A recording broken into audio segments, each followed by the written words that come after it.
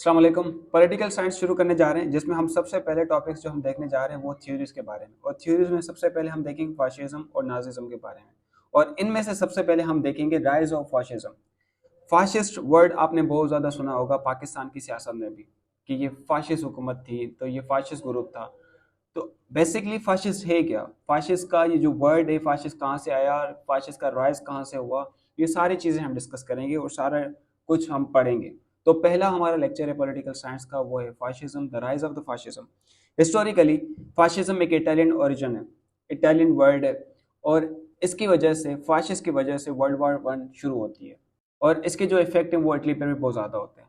Italy Anglo French American alliance को join करता है वर्ल्ड वॉर वन में। इसका एक मकसद होता है, वर्ल्ड वॉर वन आपको पता है 1914 से 1918 तक होती है।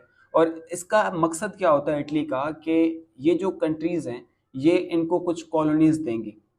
ठीक है, जैसे कि हर कंट्री के पास, हर एम्पायर के पास कॉलोनी हुआ करती थी। इटली ने भी ये सोचा कि अगर मैं एंग्लो फ्रेंच अमेरिकन को ज्वाइन करता हूँ वर्ल्ड वॉर वन में, जितनी भी हम टेरिटरीज गेन करेंगे, जो जीतेंगे वर्ल्ड वॉर में, वो उसको उसमें से कुछ हिस्सा एज अ कॉलोनी मुझे मिलेगा। और अफ्रीका की इंडिपेंडेंसी मिलेगी, अल्बानिया की मिलेगी और एशिया की कुछ इंडिपेंडेंसी मिलेगी। लेकिन पेरिस पीस कॉन्फ्रेंस के ज़रिए ये जो उम्मीदें थी इटली की, ये पूरी पीसेस में तोड़ दी जाती हैं अलायंस की तरफ से। ठीक है, और इटली को कोई भी कॉलोनी नहीं दी जाती। और इसकी वजह से शार्प रेजिस्टेंस शुरू हो जाता है और इटली में फ्रस्ट्रेशन शुरू हो जाती है। और इसका आफ्टर इफेक्ट क्या होता है, वार प्रोड्यूस होती है, सोशल, इकोनॉमिक और पॉलिटिकल क्राइसिस शुरू हो जाते हैं और अनएम्प्लॉयमेंट ग्रो होना शुरू हो जाती है। इन्फ्लेशन आ जाता है, इंडस्ट्री और गवर्नमेंट में करप्शंस होती हैं, स्ट्राइक्स होती हैं और लॉकआउट्स होना शुरू हो जाते हैं। अब उस वक्त रशिया में कम्युनिज्म का राइज हो रहा था, जिसकी वजह से इटालियन वर्कर्स जो बोल्शेविस्ट थे, बोगी ऑफ बोल्शेविस्ट थे, उन्होंने इसे समझे कि वो कम्युनिज्म स्प्रेड होता जा रहा था। कम्युनिज्म आपको पता होगा कि जो वर्कर्स के राइट के बारे में बात करते हैं, वो कहते हैं कि कैपिटलिस्ट क्लास का नहीं होना चाहिए। ठीक है, जो मिडिल क्लास है, जो कंपनी में काम करने वाले जितने भी लोग हैं, उनका इतना ही शेयर है जितना कंपनी के ओनर का शेयर है। ठीक है, तो ये रशिया में जो कम्युनिज्म हो रहा था, इटालियन वर्कर्स में भी वो जो कम्युनिज्म की थ्योरी है वो उनमें एडॉप्ट होती जा रही, स्प्रेड होती जा रही थी। अब ये चीज़ कैपिटलिस्ट, जो जितने भी कैपिटलिस्ट थे, उनको खौफजदा कर रही थी। और इटली के जो मिडिल क्लास लोग थे उसको भी बहुत ज़्यादा खौफजदा कर रही थी ये चीज़ें। तो वार जो वेरी सोल्जर्स थे वो अपने घर वापस आ रहे थे, उनको कोई काम नहीं मिल रहा था, कोई वेजेस उनको नहीं मिल रही थी। और इटालियन पार्लियामेंट्री सिस्टम जो है वो बिल्कुल करप्ट हो गया था, इनएफिशिएंट हो गया था और इम्पोर्टेंट, बिल्कुल मतलब काम का नहीं था कि वो एक फ्रेम और स्ट्रॉन्ग गवर्नमेंट प्रोवाइड कर सके कंट्री में। अब इस अलावा क्या हो रहा था, जो पॉलिटिशियंस थे और जो रूलिंग पार्टीज थी, वो सिर्फ और सिर्फ पैसा बनाने में मसरूफ थे, इंटरेस्टेड थे। और पॉलिटिकल के जरिए, ठीक है, सियासत के जरिए वो पैसा बनाने में सिर्फ इंटरेस्ट थे और उनका कोई काम नहीं था। अब इन कंडीशंस की वजह से, सोशल, इकोनॉमिक और पॉलिटिकल डिसऑर्डर की वजह से बेनिटो मोसोलिनी को डिसेबल करते हैं। मतलब बेनिटो मोसोलिनी आता है और उसकी फाशिस्ट पार्टी डायरेक्ट एक्शन में आ जाती है इटली में पॉलिटिकल पावर कैप्चर करने के लिए। अब मोसोलिनी आर्म्ड बैंड्स ऑर्गेनाइज करता है, जिसको इटली में फेशियो डी कॉम्बाटिमिटो कहा जाता है। ठीक है, और इसका मेन मकसद था जो स्ट्राइकिंग वर्कर्स है उनके हेड्स को स्मैश करना, बिल्कुल उनको तोड़ देना, खत्म कर देना उनको। और कम्युनिस्ट मीटिंग पर रेड लगाना, जहां पर भी कम्युनिस्ट मीटिंग्स होती थी, प्रेस होती थी, वहां पर रेड लगा देते थे और खत्म कर देते थे। और पॉलिटिकल अपोनेंट्स, जो फाशिज्म के पॉलिटिकल अपोनेंट्स थे, उनको खत्म कर देते थे।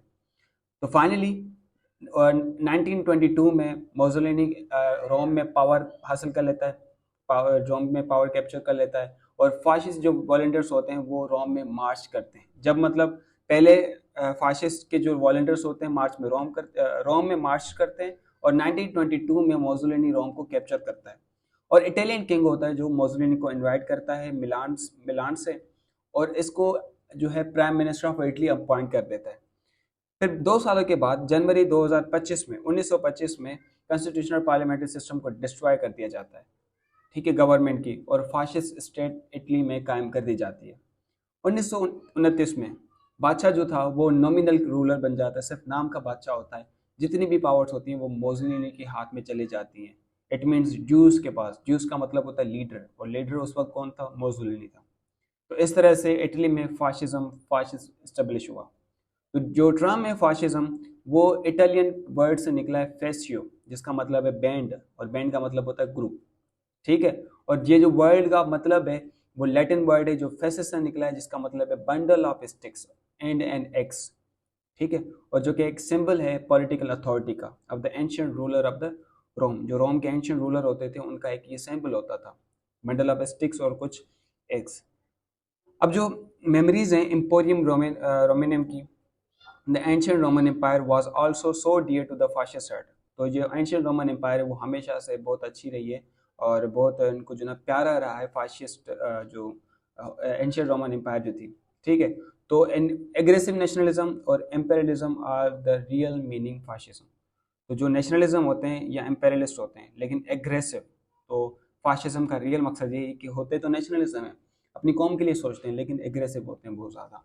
तो ये था थोड़ा फर्स्ट टॉपिक, हमने फाशिज्म के बारे में पढ़ा। इसके अलावा दूसरा भी हमारा जो लेक्चर आएगा वो भी फाशिज्म पर होगा, तो पूरा हम फाशिज्म को डिस्कस करेंगे, उसके बाद हम नाजिज्म पर बात करेंगे।